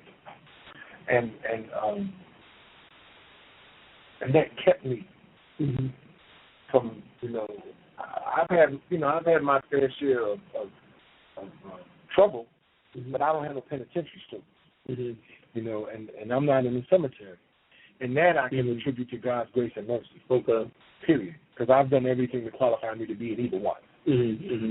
But I learned a long time ago that was the wrong road to go down. Right. And I had other people. God was just sending people my way, like He sent you to some of these kids. He sent you all with higher hopes, so that they can have higher hopes for themselves. Or send Brother Quinn or Tristan to bring us to a place where we can make a difference in the lives of these young people. First, in our own household, as parents, our job is to teach them, is to give them the information. They have to make their own choices. And sometimes, as parents, they make choices that we don't care for. So we get nervous. and because I think parenting comes in basically 3 C's. First, you're a cop, then you're a coach, then you're a consultant, and the line between each one of those is very thin. And if you're the father of a daughter, you go from being a cop to a detective all the time. That's just how it works. Right. So I have to learn that line between in that parenting line there is thin, and I have to be able to know that. Okay, now my children are at a point where they don't need me to tell them what to do. They need me to listen to what it is that they've got going on, and I ain't real good at that. But I've gotten better. But because I can get around some other guys who we can talk about this stuff. I have a Facebook page. I've been trying to develop this thing called Dads, Developing Amazing Daughters, and because I understand the importance it is for fathers and to make the impact that they have on their daughters. Like you said, the first thing you came out your mouth, what you said, my father. So and so and so and so, and he was the one that instilled certain things in you. So, what are we evolving to? From what to what? I remember M2 saying that about a music thing. They were talking about crossing over in the music business. It was always about crossing over, and M2 said crossing over from what to what. So, what are we evolving to? Where are we going? I talked about that earlier. About knowing where you want to go. And I'm not, in jest, we'll talk about the Republican piece, but at the end of the day, it's about what is for the common good of all. Right. That's right. We don't want to call it socialism, call it what you want, but God has a specific way and an order to things, and He has designed it, and we have strayed away from it. And so if we can realign ourselves, because it's not religion that God wants for us, it's a relationship. And we have problems with our relationships. And if we didn't have problems with our relationships, we wouldn't be sitting at this table. Because everything would be peaceful. Wouldn't nobody be taking nobody's sneakers with no pistol in their face. And we wouldn't need no Democrats or Republicans. We'd just have a bunch of folks living peacefully and just everything being groovy. But it ain't. Yeah. So the question is on the table, how do we evolve? And what is it going to take? And what part do we play in it as the 5 of us sitting at this table? Where do we go from here? That's right. That's right. And we're gonna go to your light too, man. I wanna what sparked it? Like what sparked it, and where did it take you? Well, I've had a number of lights. I'm a slow burner, frankly. Yeah, but you're lit though. And I have to go back to my mom. Like I said, Mom kept me on the straight and narrow. Yeah. Mom kept me on the straight and narrow, and I strayed from that path many times. But and then obviously having a personal relationship with God is such a huge piece of it. Being able to have that relationship and have accountability is something bigger than yourself. And Mom's still bigger than me, but so there's God and there's Mom, and there's accountability there. And then one of the big changes that happened for me was being a father. That was the next piece of my spark. Learning that I have the responsibility now to pass on to these children that which was passed on to me. A work ethic. But nothing is handed to you. I tell my kids, there's no such thing as a handout. You're going to go out in the world, you're going to make your own way. I will always be there for you. I will always be your safety net. But you're going to make your own way. And being able to pass on those lessons. Education. Teaching our children and our extended children. And one of the things that I learned from my mom, real briefly, is we didn't always have food on the table, and she never turned away strangers. People would come to the door hungry, and she would make room with what we had. And that I learned from age 4 and 5 and 6 and 7 that you never turn somebody away. Wow. And that is a lesson that kind of carried on in my life. And that's what I want to pass on to my kids. My kids have more than I could have ever dreamed of as a child. But I want them to have that same lesson. You do not turn somebody away, and you earn everything you keep. And so those are my sparks, as we talk about it. And I was sitting here thinking about it. We're talking about evolution and how I was thinking about a beautiful butterfly. It starts out as a grubby little caterpillar. It's got to eat, and it's got to go through that cocoon. It's got to go through that phase, but it's worth it at the end. Mm-hmm. Now, what butterfly do we want that comes out of our cocoon? That's a great. You know what? That's a great transition. If we get we'll come right to you. But the last statement you put on the table was, what are we evolving to? And that's kind of the last piece of this, in that Renaissance mindset, and that involves being open for a rebirth of consciousness, a rebirth of creativity, a rebirth of love. You're open for that because we all have a different calling. So I never want to be in a position where I'm trying to structure your calling. Just look, I'm a support mechanism for you to find whatever that is inside of you that's going to make you fly. So in that Renaissance mindset is, for me, and through my lens, that is what the evolution is coming to. You evolve into being open enough to being in alignment with the Creator and a blessing, and using your gifts, your God-given talents, for the betterment of your family, betterment of yourself, betterment of the community, betterment of the world. So I'll go to you, Brother Winger. I was having a man moment. Oh, man. I was listening to him. I was looking in his eyes. Mm-hmm. His eyes were getting teared up. And I'm a big crybaby, you know. Let me just lay that on the table. That's how I go. But it's important to have those male relationships, right? Because, again, if I start repeating myself, I've learned that teaching is repeating until learning takes place. And so, I'll go back to saying that it starts with the father. That's the alignment. The transition, the movement, if you will, the Renaissance. As I said on my Facebook page, it all starts with one thought. So you have a thought, and you share that thought. And we go, wow, I want to build a house. Okay. You need some help. Okay, cool. I'll help you. I know a guy who's an electrician. Let me call him and see what he's doing. You got plans? You made the plans? No, I don't. I know what I want. I know what it looks like. Well, I know a guy who can draw. Maybe we could figure this thing out. That's how they did it back in the day. That's how them little churches that are now surrounded with high-rise buildings in D.C., that's how they got started. That's how that little church over in Burton, Virginia, my great-great-grandfather gave them that land. That's how they built them churches. They came together. They did it, collectively. Yeah. So how does this movement take place? We have to do it collectively. But you can't. The problem is that there's so much miseducation or misinformation that we're running around delusional by looking at all of the stuff that we're being given, believing. That's why, certain foreign countries didn't want American television because they didn't want that poison coming on.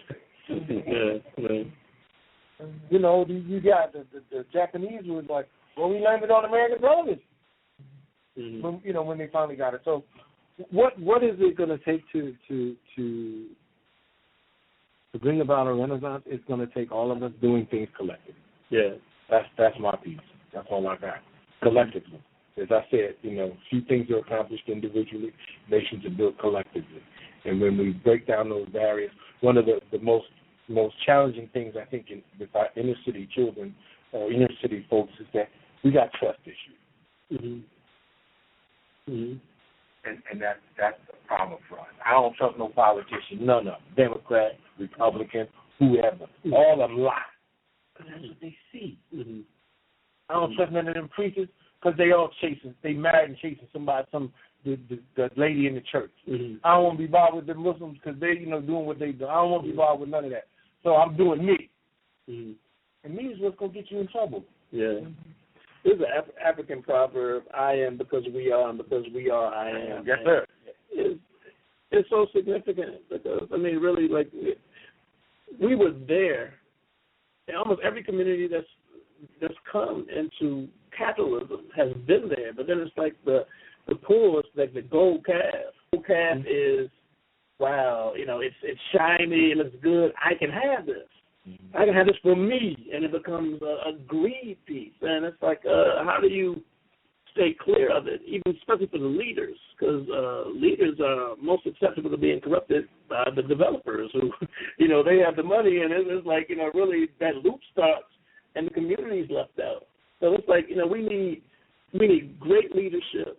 We need to back our leaders with integrity. When we find leaders who have integrity, we need to back them as a community.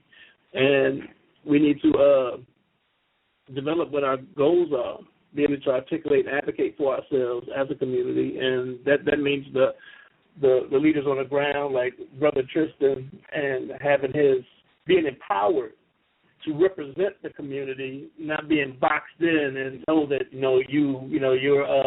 you're stepping on toes, and allowing him to actually, be that. And every other brother and sister who's out here, then we can have a collective vision. And it's such a need. The community wants it. The children are screaming and yelling right now, saying, like, look, like, if you don't do something, we're not going to make it. We have little girls telling us in group session that they don't feel safe.